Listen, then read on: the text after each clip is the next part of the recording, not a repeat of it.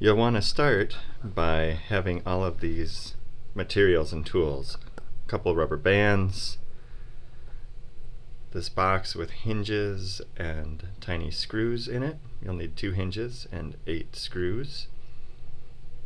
A screwdriver where the tip of the screwdriver is small enough to use in those screws. A sharp pencil, and a drill with this small drill bit at the end. And once you have everything, then you're ready to go. So you have to decide first which side you want to put the hinges on. So that might depend on your design, but really what you want to do is find where there isn't a large gap. So this side of the box looks better for putting hinges on because there's not a large gap between the lid and the box.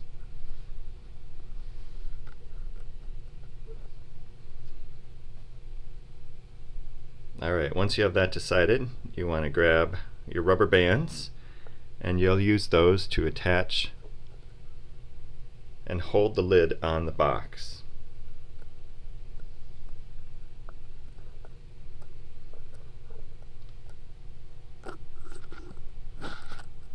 And you probably want those right in the center.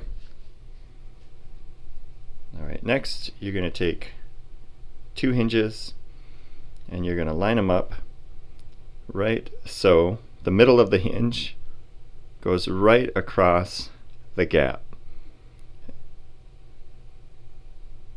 And you want to hold it there and as carefully as you can. Use it as a template to mark where the holes will be. So you do one side, those should line up.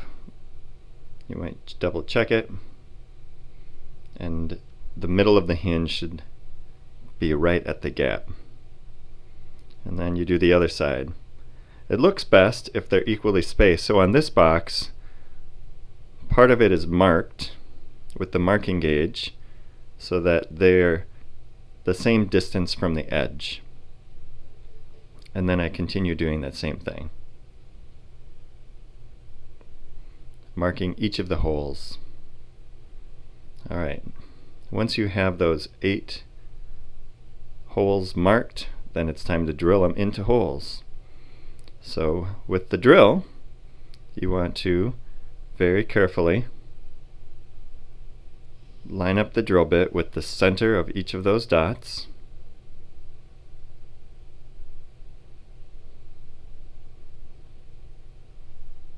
And I do that by tilting it to the side and looking at where it is, and then carefully rotating it up so it's straight up and down.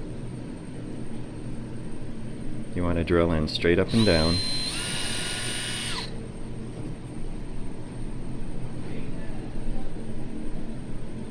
And you'll do that for all 8 holes. Take your time. It's important that you center the holes and drill in the right places so that the holes line up with the holes on the hinge.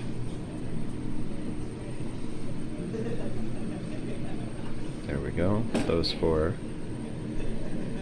Then I continue, tilt it to the side, rotate it straight up and down, and I turn the drill, I run the drill, and I leave it on all the way in and out of the hole. Alright. Now it's time. These screws are very small and difficult to hold and work with, so the smaller your fingers are, the easier this is to do.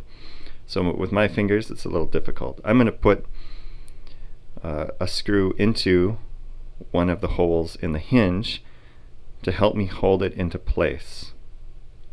Now I'm just going to push it a little bit to get it started in the hole, and then I'm going to carefully push down on the screwdriver and screw that in. Now you want to leave it a little bit loose. Don't tighten it all the way down just yet, and that'll help line up the other 3 holes. And you grab another one,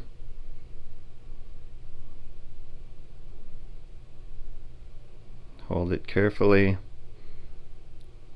get it started. Notice I'm holding my thumb against the screwdriver as a guide, and I'm very careful not to strip out the screw head by making sure I push down hard enough. I'll come help you. Just give me 1 second. Alright, you might need to push the hinge around. That's why you don't want to tighten them all down quite yet. Here's my final. Tilt it up and hold it. Get it started.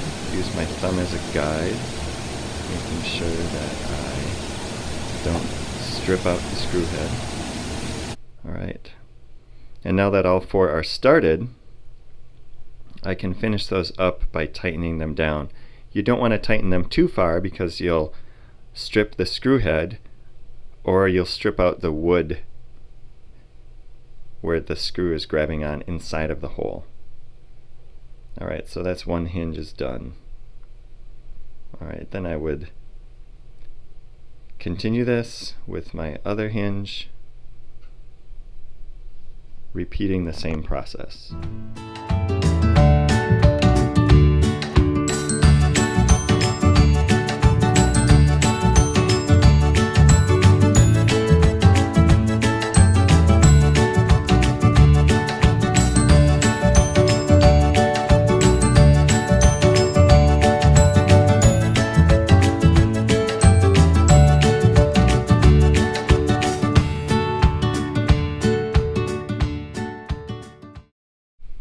Alright, now that I'm finished, I can look, they're all tightened down. The hinge is centered right at the gap. Both hinges are on. I can go ahead and take the rubber bands off, and then I can try it out. So it should open and close smoothly, and when you close it, it should close nicely and tightly.